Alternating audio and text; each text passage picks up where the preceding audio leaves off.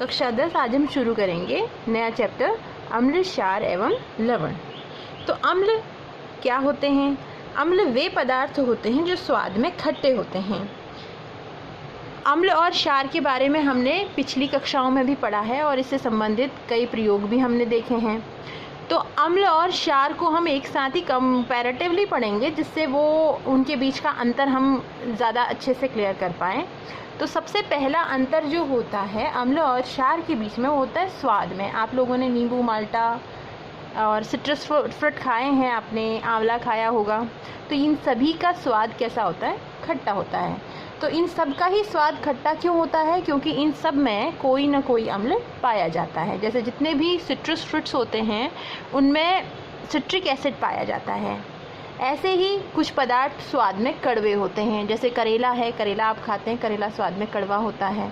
तो ये जो कड़वे होते हैं स्वाद में, ये क्षार कहलाते हैं, और जो स्वाद में खट्टे होते हैं उन्हें हम अम्ल कहते हैं। तो अम्ल और क्षार के बीच में और अंतर समझेंगे हमने पहला अंतर देखा इनके स्वाद में। अम्ल और क्षार स्वाद में कैसे होते हैं? अम्ल खट्टे होते हैं और क्षार कड़वे होते हैं। अब दूसरा अंतर है litmus paper. Litmus paper, litmus जो होता है ये एक प्रकार का सूचक होता है। इसके बारे में हम थोड़ी देर में पढ़ेंगे, थोड़ा डिटेल में। लिटमस पेपर जो होता है वो नीले और लाल दो कलर में हमको आता है, 3 कलर में आता है, नीला, लाल और पीला। तो जो नीला लिटमस होता है, अम्ल नीले लिटमस पेपर को लाल लिटमस पेपर में बदल देते हैं, और क्षार लाल लिटमस पेपर को नीले लिटमस पेपर में बदल देते हैं। अगली चीज़ है जो हम कक्षा 10 में देखते हैं, आयन। जब हम अम्ल को जल में घोलते हैं तो ये हाइड्रोजन आयन देता है, और जब हम क्षार को जल में घोलते हैं तो ये हाइड्रोक्साइड आयन देता है। एक उदाहरण से समझते हैं। जैसे HCl एक अम्ल है। HCl को हमने पानी में घोलते हैं तो ये अपने आयनों में टूट जाता है। ये देगा H धन आयन और देगा Cl ऋण आयन। तो ये H धन आयन हाइड्रोजन आयन दे रहा है, इसीलिए हम इसे क्या कहेंगे? ये एक अम्ल है।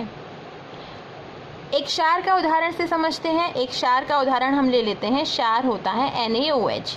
तो जब हम NaOH को पानी में घोलते हैं तो ये भी अपने आयनों में टूट जाता है, Na धन आयन और OH ऋण आयन।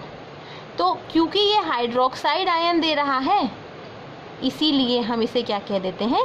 क्षार कह देते हैं। तो अम्ल वे पदार्थ होते हैं जो जल में घोलने पे हाइड्रोजन आयन देते हैं, और क्षार वे पदार्थ होते हैं जो जल में घोलने पे हाइड्रोक्साइड आयन देते हैं। ये तो है अंतर अम्ल और क्षार के बीच में। अब हम हर एक चीज़ को खा तो नहीं सकते हैं, हर चीज़ हम खा के नहीं चेक कर सकते कि ये अम्ल है या क्षार है, ठीक है? तो इसी तरह से हम कैसे पता लगाएंगे कि कोई पदार्थ अम्ल है या क्षार है? तो किसी भी प्रकार पदार्थ की प्रकृति को जानने के लिए हमारे पास जो अन्य पदार्थ होते हैं जिनसे हम ये जानते हैं कि दिए गए पदार्थ की प्रकृति अम्लीय है या क्षारीय है, उन पदार्थों को हम सूचक कहते हैं। तो सूचक क्या होते हैं? सूचक की परिभाषा, वे पदार्थ जो किसी पदार्थ की अम्लीय या क्षारीय प्रकृति का बोध कराते हैं, सूचक कहलाते हैं। यानी कि किसी बर्तन में अम्ल रखा है या क्षार रखा है। जैसे हम कक्षा में करते हैं कि हम परख नली में क्या कर देते हैं, कोई पदार्थ रखते हैं। अब ये पदार्थ हम कैसे जानेंगे कि इसके अंदर जो पदार्थ रखा हुआ है परख नली के अंदर, ये अम्ल है या क्षार है? तो इसको जानने के लिए हम एक अन्य पदार्थ मिक्स करते हैं। यदि यह रंग बदल रहा है तो दिए गए रंग के हिसाब से हम पता लगाते हैं कि यह अम्ल है या क्षार है। यानी कि सूचक क्या करते हैं? अम्लीय पदार्थों में अलग रंग और क्षारीय पदार्थों में अलग रंग देते हैं। रंग परिवर्तन करके सूचक बताते हैं कि दिया गया पदार्थ अम्ल है या क्षार है। तो सूचक के प्रकार, सूचक कितने प्रकार के होते हैं? मुख्य रूप से सूचक 2 प्रकार के होते हैं, प्राकृतिक सूचक और कृत्रिम सूचक। प्राकृतिक सूचक क्या होते हैं? प्राकृतिक सूचक वे पदार्थ जो हमें प्रकृति से मिलते हैं, प्रकृति हमें प्रदान करती है, उन्हें हम प्राकृतिक सूचक कहते हैं। जैसे हल्दी है, लिटमस, गुड़हल की पंखुड़ियाँ हैं, हाइड्रेंजिया की पंखुड़ियाँ हैं, ये सब प्राकृतिक सूचक के उदाहरण में आएगा। लिटमस पेपर जो एक प्राकृतिक सूचक है, लिटमस बैंगनी रंग का एक रंजक है। यानी कि एक डाई है। ये लाइकेन से निकाला जाता है। लाइकेन थैलोफाइटा समूह का एक पौधा होता है। लाइकेन से हम लिटमस निकालते हैं जो कि एक बैंगनी रंग का रंजक होता है। ये लिटमस भी प्राकृतिक सूचक है। इसका लिटमस पेपर भी बनाए जाते हैं। लिटमस पेपर के बारे में हम पहले पढ़ चुके हैं कि लिटमस पेपर नीले को लाल कर देता है अम्ल और लाल को नीला कर देता है क्षार। ये हम पढ़ चुके हैं। अब अगला है गुड़हल। गुड़हल की पंखुड़ियाँ, हाइड्रेंजिया की पंखुड़ियाँ, ये अम्लीय विलयन में इनका रंग अलग हो जाता है और क्षारीय विलयन में इनका रंग अलग हो जाता है। तो ये भी सूचक की तरह कार्य करते हैं। तो ये भी प्रकृति में पाए जाते हैं, तो प्राकृतिक सूचक हैं। फिर है कृत्रिम सूचक। कृत्रिम सूचक क्या होते हैं? मेथिल ऑरेंज है, फिनोफ्थलीन जो है वो कृत्रिम सूचक के उदाहरण हैं। कृत्रिम सूचक वो सूचक होते हैं जो मनुष्य द्वारा बनाए जाते हैं। कृत्रिम यानी कि आर्टिफिशियल, या फिर आप इसे मैन मेड कह सकते हैं। मैन मेड मानव द्वारा बनाए जाते हैं। मानवकृत जो होते हैं वो कृत्रिम सूचक होते हैं। आर्टिफिशियल सूचक होते हैं। उदाहरण आपको पता चल गए हैं, मेथिल ऑरेंज और फिनोफ्थलीन। एक प्रकार का सूचक और होता है जिसे हम गंधीय सूचक कहते हैं। गंधीय सूचक क्या होते हैं?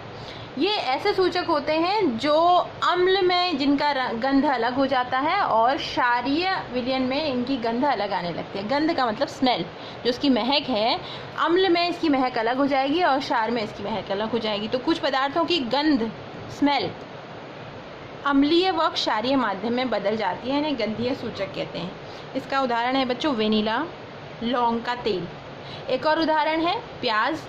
कटा हुआ प्याज अगर आप लेंगे और एक कॉटन के कपड़े में उसे बांध के आप रात भर फ्रिज में रख दीजिए और दूसरे दिन सुबह अगर आप उसको अम्ल के नज़दीक लाते हैं तो उसकी स्मेल अलग हो जाएगी और उसको क्षार के नज़दीक लाएंगे तो उसकी स्मेल अलग हो जाएगी। तो ये होते हैं गंधीय सूचक। तो आज हमने दो चीज़ें देखी, अम्ल और क्षार में अंतर और सूचक। अम्ल और क्षार में अंतर, तीन मुख्य अंतर है जिसे आप याद कर लेंगे। पहला, स्वाद में क्या अंतर है? अम्ल खट्टे होते हैं, क्षार कड़वे होते हैं। दूसरा, लिटमस पेपर का प्रभाव।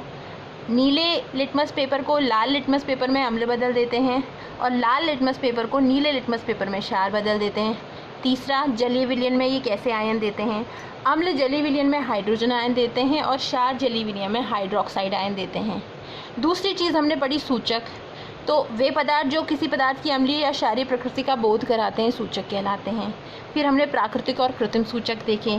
हम प्राकृतिक सूचक के उदाहरण याद कर लेंगे, कृत्रिम सूचक के भी हम उदाहरण याद कर लेंगे। और अंत में हमने पढ़ा गंधीय सूचक क्या होते हैं। तो गंधीय सूचक के बारे में भी हमें पता है, तो इसके भी हम उदाहरण याद कर लेंगे। और कोई प्रश्न आपको पूछने हैं तो आप बिल्कुल पूछ सकते हैं। धन्यवाद।